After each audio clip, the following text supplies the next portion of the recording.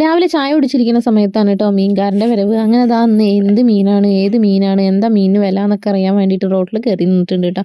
അങ്ങനെ അതാ മീൻകാരനോട് കുറച്ച് കുശലാന്വേഷണങ്ങളൊക്കെ പറഞ്ഞിട്ട് ഇതാ നമ്മൾ മീൻ വാങ്ങുകയാണ് കേട്ടോ. നല്ലൊരു വറവും തലട്ടിട്ടൊരു കറി അപ്പോൾ റെഡിയായി. ഇന്നത്തെ കൊസൂലായി പോയോട്ടെ.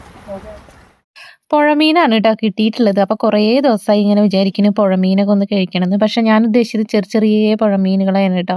അപ്പോൾ നമുക്ക് കിട്ടിയത് വലിയ പുഴമീനുകളാണ്. അങ്ങനെ ഏകദേശം 1 കിലോന് 250 രൂപയാണ് കേട്ടോ വില ഉണ്ടായിരുന്നത്.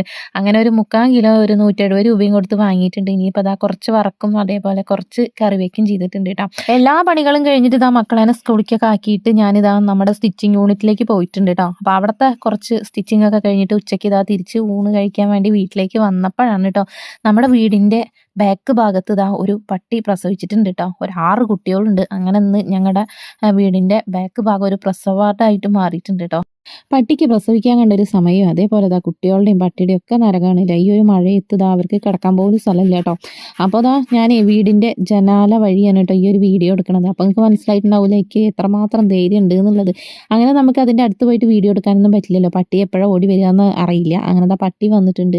ഇതാ കുട്ടികളാണെങ്കിൽ ഇങ്ങനെ കരഞ്ഞുകൊണ്ടേ ഇരിക്കുകയാണ് കേട്ടോ. അങ്ങനെ ഇതാ കുറേ നേരം നോക്കി ഇന്നതിന് ശേഷം ഞാൻ വീണ്ടും യൂണിറ്റിലേക്ക് തന്നെ പോയിട്ടുണ്ട്. അതിനുശേഷം ഇതാ ഒരു 4 മണി 4:30 ആയപ്പോൾ തുമ്പിക്കുട്ടി റിച്ചൊക്കെ സ്കൂൾ വിട്ട് വന്നിട്ടുണ്ട് കേട്ടോ.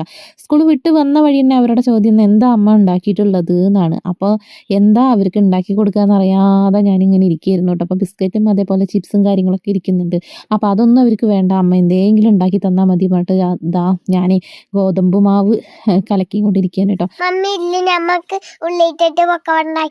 ഓ പൊക്കവട ഉണ്ടാക്കി തരാലോ. അങ്ങനെ ഒന്ന് തുമ്പിക്കുട്ടൊരു ആവശ്യപ്രകാരം ഇതാ ഞാനിതിൽ ഇത്തിരി മുളക് പൊടിയും കുറച്ച് മഞ്ഞപ്പൊടിയും അതേപോലെ കുറച്ച് വലിയുള്ളിയും കുറച്ച് കറിവേപ്പിലയും 2 പച്ചമുളകാണ് കേട്ടോ എടുത്തിട്ടുള്ളത്. അതൊക്കെ പാടരിഞ്ഞിട്ട് ഇതാ ഈ ഒരു മാവൊന്ന് മിക്സ് ചെയ്തെടുക്കുകയാണ് കേട്ടോ. പുറത്തുനിന്ന് വാങ്ങുന്ന പൊക്കവടയിലെ അപ്പസോഡയും അതേപോലെ ഈസ്റ്റും കാര്യങ്ങളൊക്കെ ചേർത്തിട്ടാവുമല്ലോ ഉണ്ടാക്കണത്. അപ്പോൾ അതാ നമ്മൾ വീട്ടിൽ നല്ല അടിപൊളിയായിട്ട് ഗോതമ്പ് മാവിൽ ഉണ്ടാക്കിയെടുക്കണ ഒരു സൂപ്പർ പൊക്കവടയാണ് കേട്ടോ അത്. അപ്പോൾ എല്ലാവരും ഒന്ന് ട്രൈ ചെയ്ത് നോക്കുക. മമ്മിക്ക് വേസ്റ്റ് പൊക്കവടായോ? ഇല്ലടാ, അതാ ചട്ടി അടുപ്പത്ത് വെച്ചിട്ടേ ഇപ്പൊ ആവൂട്ടോ. ഒരു 5 മിനിറ്റിന്റെ ഉള്ളിൽ മമ്മി ഇത് അടിപൊളിയായിട്ടുള്ള പൊക്കവടയാണ് കേട്ടോ എൻ്റെ തുമ്പിക്കുട്ടിക്ക് റിച്ചുവിനൊക്കെ ഉണ്ടാക്കി തരാൻ പോണത്. അങ്ങനെ ചട്ടിയൊക്കെ നന്നായിട്ട് പുകഞ്ഞു വരുന്നുണ്ട് കേട്ടോ. കരിയോ എന്തോന്ന് അറിയില്ല. ചാറ്റ കാട്ടണമെന്നല്ലടാ, ചട്ടി പുകഞ്ഞിട്ട് അമ്മ പുക വരാണ്ടിരിക്കാൻ കൈയോണ്ട് ഇങ്ങനെ വീശിയതാണ്. അങ്ങനെ പൊക്കവടയൊക്കെ ഉണ്ടാക്കൽ കഴിഞ്ഞിട്ടുണ്ട് കേട്ടോ. ഇനി ഇത് പാലെടുത്തിട്ടുണ്ട് ഫ്രിഡ്ജിന്റെ ഉള്ളിൽ നിന്ന്. അപ്പോൾ ഒരു ചായയും കൂടി ആവാല്ലേ.